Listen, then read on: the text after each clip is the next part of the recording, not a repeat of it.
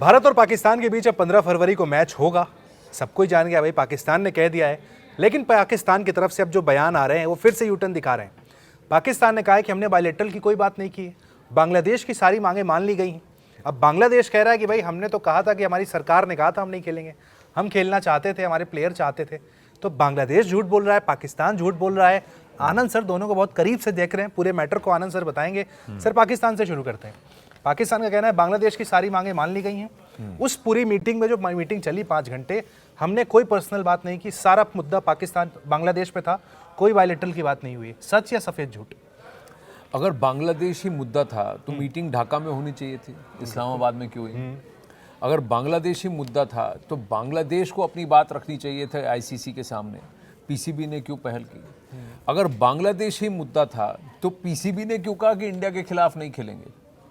तो कहीं ना कहीं पीसीबी और मोहसिन नकवी अपनी इज्जत, अपनी साख बचाने के लिए ये बातें कर रहे हैं। उनका आप भरोसा कर नहीं सकते। जिस देश का प्रधानमंत्री 4 दिन में अपनी बात पर पलट जाए, उस देश का क्या भरोसा करना।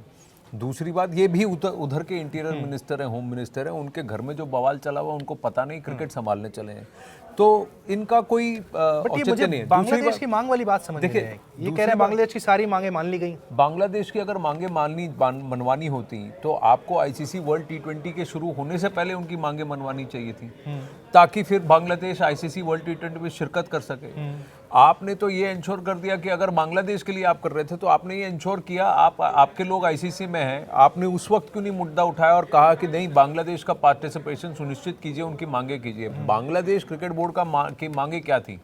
कि वो भारत में नहीं खेलना चाहते। वो मनवा पाए? नहीं मनवा पाए। उनका ये कहना था वो सारे मैचेस श्रीलंका में खेलना चाहते हैं, वो मनवा पाए? नहीं मनवा पाए। बांग्लादेश क्रिकेट बोर्ड टी20 वर्ल्ड कप खेलना चाहता था, लेकिन पीसीबी उनको खिलवा पाया? नहीं खिलवाया। तो कौन सी मांग आपने मनवा ली? कोई मांग नहीं मनवाया। अगर पीसीबी बीसीबी बांग्ला क्रिकेट के साथ खड़ा था तो उनको तो टी20 वर्ल्ड कप शुरू होने से पहले ये मान लेना चाहिए था कि हम भी नहीं खेलेंगे अगर बीसीबी नहीं खेलेगा, और आप कुछ भी करो आपको मैचेस करवाने पड़ेंगे। तब तो आपने कुछ नहीं कहा। तो ये बीसीबी पर ठीकरा पोड़ने का और उन पर बिल फाड़ने का काम मत करिए। और अगर आप बांग्लादेश क्रिकेट बोर्ड और बांग्लादेश क्रिकेट की इज्जत करते तो आप मीटिंग ढाका में करवाते, इस्लामाबाद में नहीं। आप चल के वहां जाते और कहते कि ये बांग्लादेश के हित के लिए, इसीलिए बांग्लादेश में मीटिंग करेंगे। आपने नहीं करवाया, आपने इस्लामाबाद में करवाया। और फिर जब आपने कहा कि बीसीबी के कहने पर हम खेल रहे हैं, तो पीछे से सब जिस तरह से ठहाके लगा के हंस रहे थे, उनके जर्नलिस्ट हंस रहे थे, लोग जो बैठे थे ऊपर हंस रहे थे। जब वो हंसी उड़ाई गई तो आप हंसे नहीं है, आपने बांग्लादेश क्रिकेट, बांग्लादेशियों का और बीसीबी का मजाक उड़ाया। आपने सबके सामने जग जाहिर कर दिया कि ये सिर्फ एक खेल है, एक शराड़ है, एक ढोंग है, ढकोसला है और कुछ नहीं है। आपने ये भी सामने कर दिया, जैसे ही आपने आसिम मुनीर का नाम लिया, कि ये पूरा पाकिस्तान मिलिट्री और आईएसआई द्वारा बांग्लादेश में आगामी चुनाव को लेकर के ऑर्केस्ट्रेटेड है। तीसरी बात मैं आपको बताऊं कि बांग्लादेश के अंदर इस वक्त सरकार ही नहीं है, जो है वो इंटरिम सरकार है। वो क्रिकेट नहीं चला रही है, वो अपने आप से चल रही है। जो लोग अब बीसीबी पे काबिज हैं वो जमात से जुड़े हुए हैं, और जमात ने कहा कि हम रजाकरों के वंशज हैं। एक रजाकर वो जिन्होंने कहा कि हम पाकिस्तान परस्त हैं और ईस्ट पाकिस्तान का उस नैरेटिव को चलाते रहना चाहते थे। ये वो लोग हैं जिन्होंने अपने ही लोगों पर बर्बरता दिखाई, अपने ही का मुसलमानों को काट दिया और उनको कहा कि आप हमारी लाइन नहीं चलेंगे। ये हार्ड लाइनर्स हैं, रेडिकल्स हैं जो कि वहाँ बैठे हैं। और उसमें से कुछ लोग ऐसे हैं जिन्होंने फिर बांग्लादेश क्रिकेटर्स को भी खरी खोटी सुनाई इससे पहले, और उसकी वजह से प्लेयर्स बगावत पर आ गए थे। आपको याद है? ये स्टेटमेंट आपको बताता हूं, 2 स्टेटमेंट बताता हूं। 22 जनवरी को कहा गया था कि टी20 वर्ल्ड कप 2026 से हटने का फैसला पूरी तरीके से बांग्लादेश सरकार का था। बांग्लादेश सरकार वर्ड यूज किया गया था। अब 10 फरवरी को स्टेटमेंट आता है बांग्लादेश के स्पोर्ट्स एडवाइजर आसिफ नजरुल का। मैं स्टेटमेंट पूरा बताऊं आपको कि टी20 वर्ल्ड कप 2026 से हटने का फैसला पूरी तरीके से बांग्लादेश क्रिकेट बोर्ड और उनके खिलाड़ियों का था। सरकार को साइड कर दिया। खिलाड़ी कहां से आ गए? 2 दिन में चुनाव हो रहे हैं, ये सरकार वैसे ही साइड हो गई है। भाई मोहम्मद यूनुस की सरकार ने अपना कच्चा चिट्ठा दिखा दिया कि पिछले 18 महीनों में हमने क्या किया है, सब कुछ उन्होंने दुनिया को दिखा दिया। यानी कि उनका खत्म हो गया। आज तो अभी कैंपेन पीरियड खत्म है, आज 11 तारीख है, कल 12 को चुनाव है भाई। बट खिलाड़ियों को क्यों दोष दे रहे हैं? अब खिलाड़ी क्या कहेंगे? आप ये बताइए, जब वो पहला स्टेटमेंट आया था उससे पहले बांग्लादेश क्रिकेट में क्या हुआ था? बांग्लादेश प्रीमियर लीग को बांग्लादेशी क्रिकेटर्स को ने खेलने से मना कर दिया था क्योंकि आपने हमारे साथ बदतमीजी की। उन्होंने ये भी कहा कि आप हमारे पेमेंट्स नहीं देंगे तो हम नहीं खेलेंगे। उन्होंने ये भी कहा कि जिस तरह से इस नजरुल ने ही हमारे साथ बातचीत की, इसको निकालो यहाँ से। नजरुल ने फिर इनसे माफी मांगी थी, इनको डंडे पड़े थे और फिर जाके प्लेयर्स ने कहा ठीक है हम खेलेंगे, और पहले 2 मैच के बाद बांग्लादेश प्रीमियर लीग शुरू हुआ था। तो आप ये कैसे कह सकते हैं कि बीसीबी ने किया? ये सब झूठ है, ढकोसला है, ढोंग है।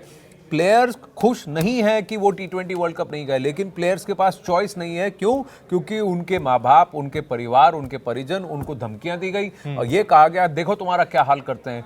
आप देखिए शाकिब अल हसन जैसे व्यक्ति को, तमीम इकबाल जैसे व्यक्ति को इंडिया का एजेंट करके कह दिया क्योंकि वो जमात से जुड़े नहीं है, वो रेडिकल्स के साथ, हार्डलाइनर्स के साथ जुड़े नहीं है। बाकी लोग क्या करेंगे? उनको अपनी आजीविका भी देखनी है। धमकी का गेम पूरा राज चल रहा है, दमन का वहां पर काम चल रहा है। तो एक मुस्लिम ब्रदरहुड परस्त है जमात और दूसरा बीएनपी है जो हमास के परस्त है। तो आप ना आगे कुआं पीछे खाई कहाँ जाएगा? तो बेचारा बांग्ला भाई, ये वाली बीसीबी बांग्लादेश क्रिकेट बोर्ड को भी मोहसिन नकवी चला रहे हैं सर। देखिए मोहसिन नकवी पाकिस्तान के इंटीरियर मिनिस्टर हैं। पाकिस्तान की आवाम इस बात का जवाब दे कि मोहसिन नकवी पाकिस्तान को चला पा रहे हैं, इंटीरियर मिनिस्टर की अपनी भूमिका निभा पा रहे हैं? नहीं निभा। जो व्यक्ति इंटीरियर मिनिस्टर नहीं बन सकता वो बीसीबी का क्या डायरेक्टर बनेगा और क्या चलाएगा पीसीबी को? तो ये सब जो है वो कठपुतली है। तो वहाँ तो हीरो बने पड़े हैं ना सर मोहसिन नकवी। मैं देख रहा हूँ उनके कहाँ मीडिया में कहाँ लोग कह रहे हैं यही है बीसीसीआई को झुकाया, फलानी बातें हो रही हैं। कहाँ हीरो बने पड़े हैं? ये वो 2-4 लोग हैं जिनको कि वो बोटियां फेंकते हैं और वो उनके लिए भौंकते हैं।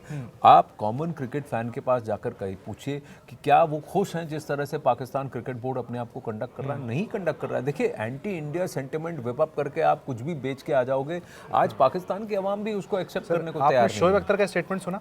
हाँ, शोएब अख्तर ने कहा है कि मैं पाकिस्तान क्रिकेट टीम पे बात करना नहीं चाहता। कहना अगर मुझे पैसे मिलते हैं, टीवी पे बुलाया जाता है तो मैं बात करता हूं, लेकिन आज मैं बात नहीं करना चाहता पाकिस्तान क्रिकेट टीम की जो हालत है।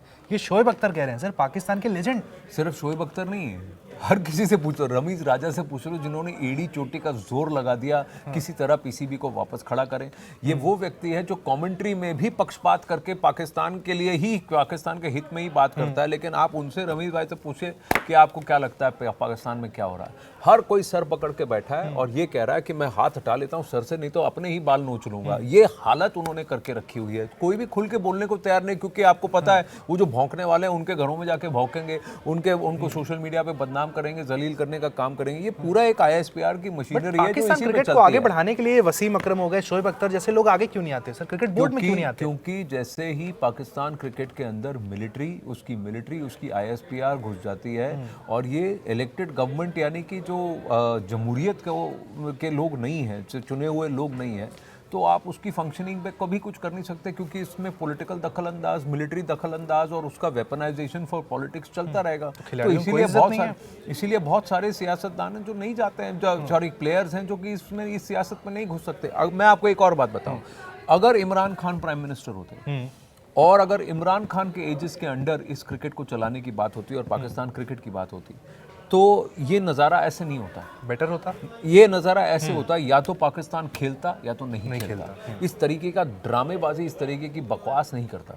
मैं बहुत क्लियर मैं आपको बता रहा हूँ, क्योंकि देखिए इमरान खान की पॉलिटिक्स भले ही वो भारत को पसंद नहीं करते हो, जो भी नैरेटिव वो चलाते हो, लेकिन वो क्रिकेट को लेकर के बदतमीजी नहीं करेंगे। क्रिकेट, क्योंकि क्रिकेट ने ही उनको सब कुछ दिया है। ये वो जनरेशन है जो पाकिस्तान क्रिकेट को आगे देखना चाहते हैं। वो ये कहते हैं कि चाहे कुछ भी हो जाए, हम जंग लड़े नहीं लड़े, तुम्हारे लिए भी मैदान के अंदर ये जंग है, हर मैच एक जंग है, जाओ जीत के आओ।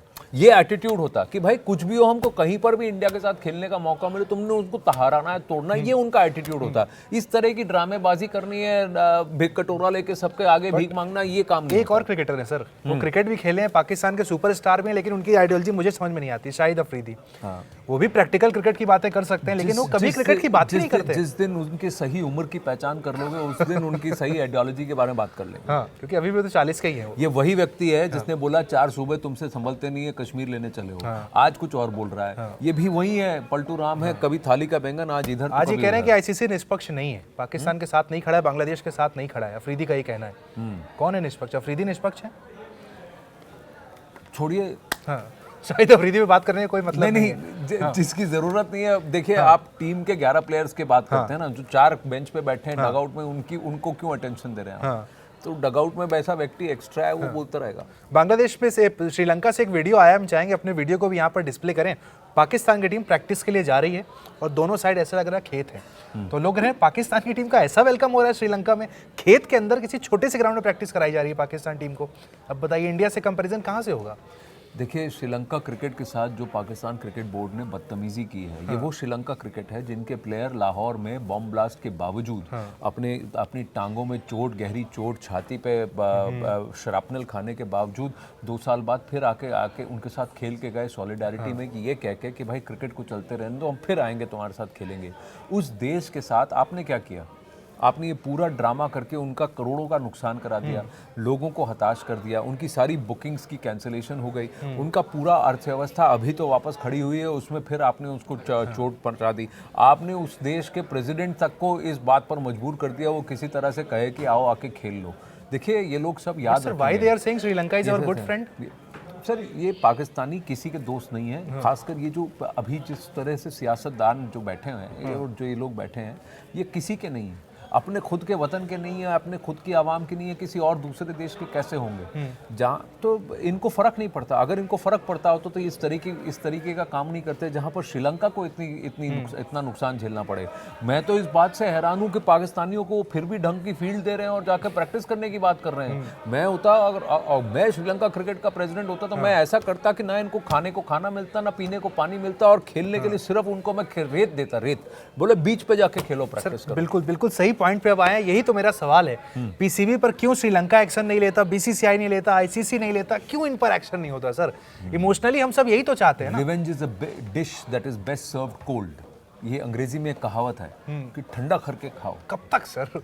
ठंडा हम एशिया कप के बाद से अब तक गुस्से में, हमारी ट्रॉफी नहीं आई सर, सिंपल सी बात। मैं आपको बार-बार कह चुका हूं कि I will not be surprise कि अगला एशिया कप होगा लेकिन उसमें पाकिस्तान नहीं होगा। I will not be surprised.